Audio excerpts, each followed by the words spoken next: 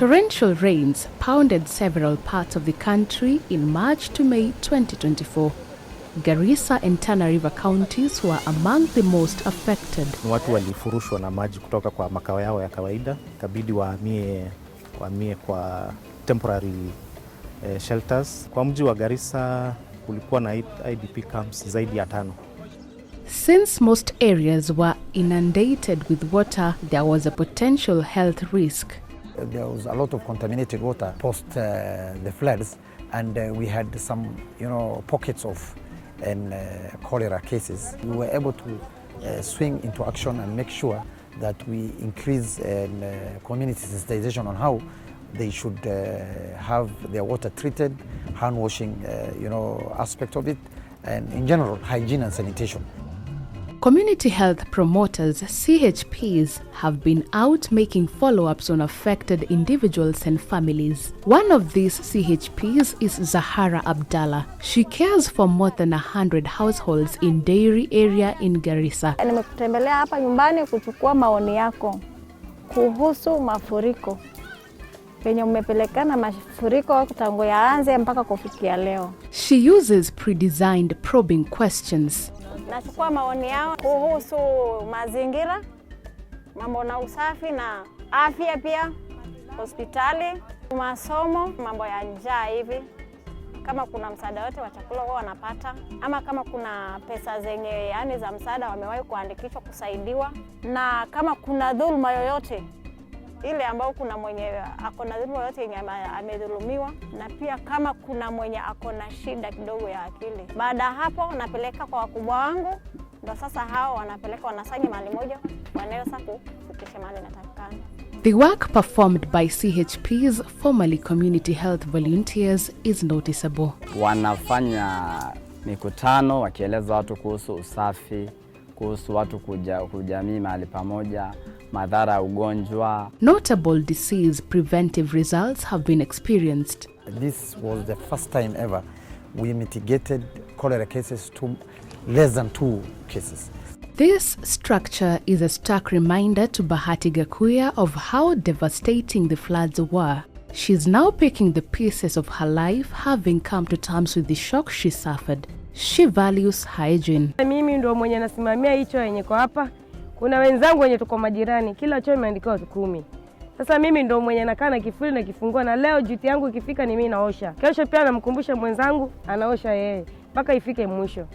The tarpaulin shelter kits that were meant to help families regain a measure of their footing in rebuilding their lives have continued to offer refuge to the IDPs. Such tents put up by the Center for Behavior Change and Communication, CBCC Africa, have been in camps in Garissa and Tana River. Vital information is received from the IDPs on their coping mechanism. The feedback targets humanitarian aid agencies. UNICEF wamewasaidia wakati wa mafuriko. Wamewasaidia na hema. Kwa hii kijiji imepatiwa kwa watu 20.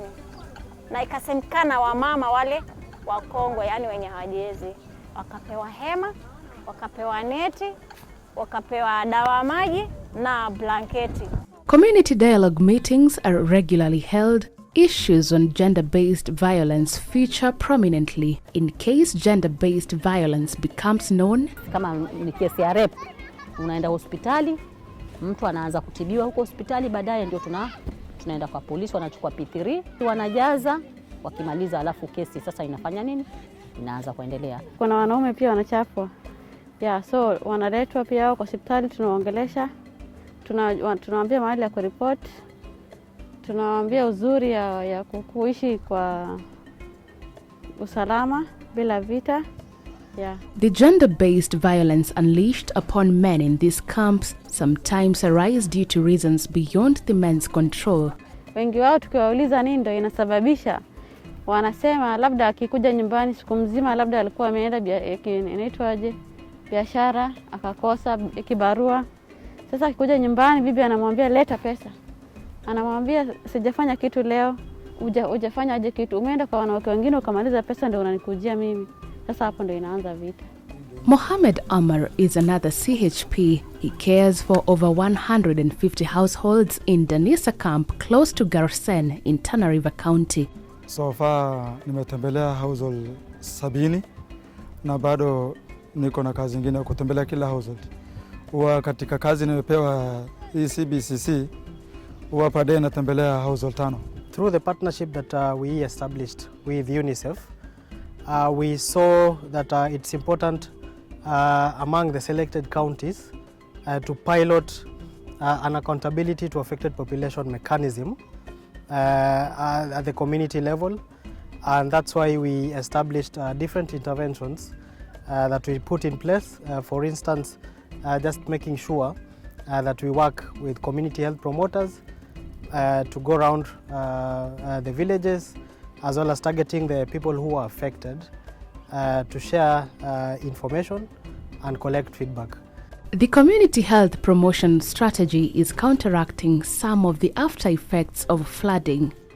We had a lot of mosquitoes ambao wameongezeka, then ikaongeza pia some the vector-borne infections like malaria, the waterborne infections kama hizi diarrhea diseases.